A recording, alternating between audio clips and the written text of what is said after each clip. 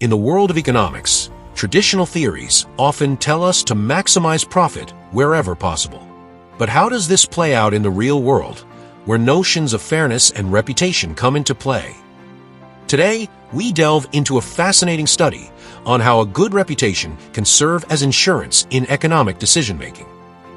Anybody who's ever taken a principle of microeconomics first year, you would have been taught that if you had an opportunity to raise prices or cut costs, you should do it, right? Now, of course, the real world is so much different from that.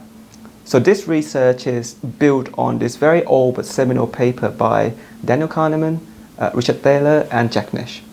So in this research, they used a vignette experiment to try to see whether or not people care about fairness. Just to give you an example, in one of the conditions, they asked if the landlord were to raise prices, let's say of their tenants, of their whatever they're renting their house for, because the maintenance cost has gone up, people find that to be acceptable. However, if the landlord were to raise the prices because one of the tenants' got a job quite close by, then that is really unfair.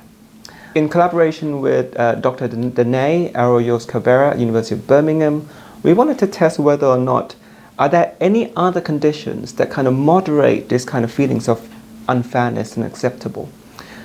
Especially when it happened during COVID. So you can imagine during COVID, a lot of businesses gone to bust, and in order to cope, they really need to either cut costs or raise prices. A lot of these might seem really unfair to people.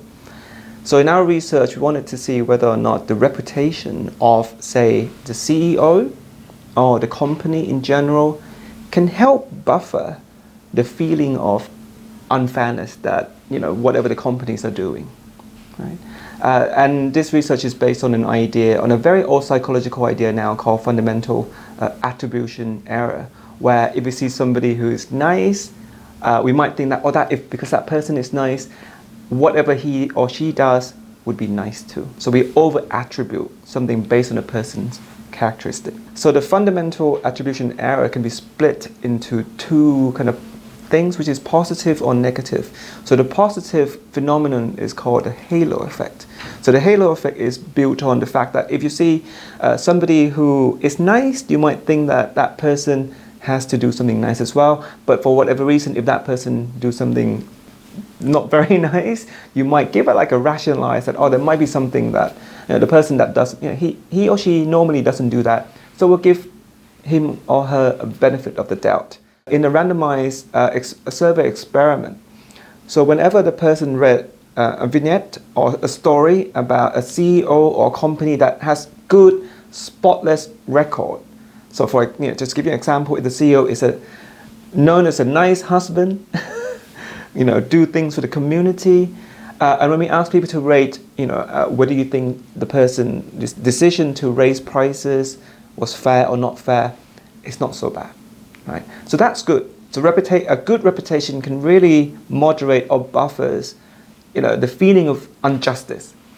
However, we found it quite surprising that we didn't find the opposite effect, which is what we call the horn effect. You can imagine the devil has these horns, right? So whenever we compared to the neutral group, we actually thought that if the person has really bad reputation, then he or she will be judged much more harshly for the really bad things that they do in the market. We didn't find that. And maybe that's because when we see somebody who we think that's already quite a bad person, we kind of expect that person would behave badly anyway. So it's not going to be that much worse than what we already expect. Well, we believe that the people who works in companies, for example, a corporate places, or even a CEO, one of the decisions that people have to make at these corporate, company and all this kind of thing is whether or not we should invest in corporate social responsibility or CSR, right? They might think that, we're only doing it to, build reputation, but what would that reputation pay off to? Well, here's an evidence. Right. And also for CEOs and the managers, the people, the owners of the company, they might think that I could live a very lavish lifestyle, do whatever I want. It would have no bearing whatsoever to my companies.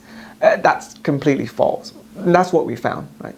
So having a CEO with squeaky clean image is actually quite good for whenever the company has to undergo decisions that might seem unfair or unfavorable to the public. Very broadly, is that what we tend to think about economics or traditional economic assumptions could be wrong. It might not really match the reality in general, that actually in reality people care about fairness. And fairness, and I'm sure if people who are thinking about studying economics for the first time might not encounter that word in their first year. So I think that should be ingrained, incorporated into, let's say, first year micro or macro studying. And that we need to incorporate lessons from other fields like psychology, sociology, to actually really trying to capture the world as it is, rather than believing the world to be that everybody is super rational, which is not really true. As we've explored today, reputation plays a vital role not only in business, but also in shaping our perceptions of fairness and decision-making. Professor Nick's insights remind us of the complex interplay between ethics, reputation, and economic choices in the modern world.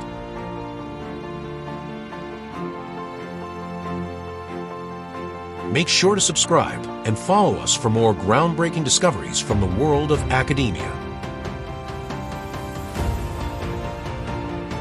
Stay tuned for our next episode, where we'll dive into another fascinating piece of research that continues to push the boundaries of knowledge.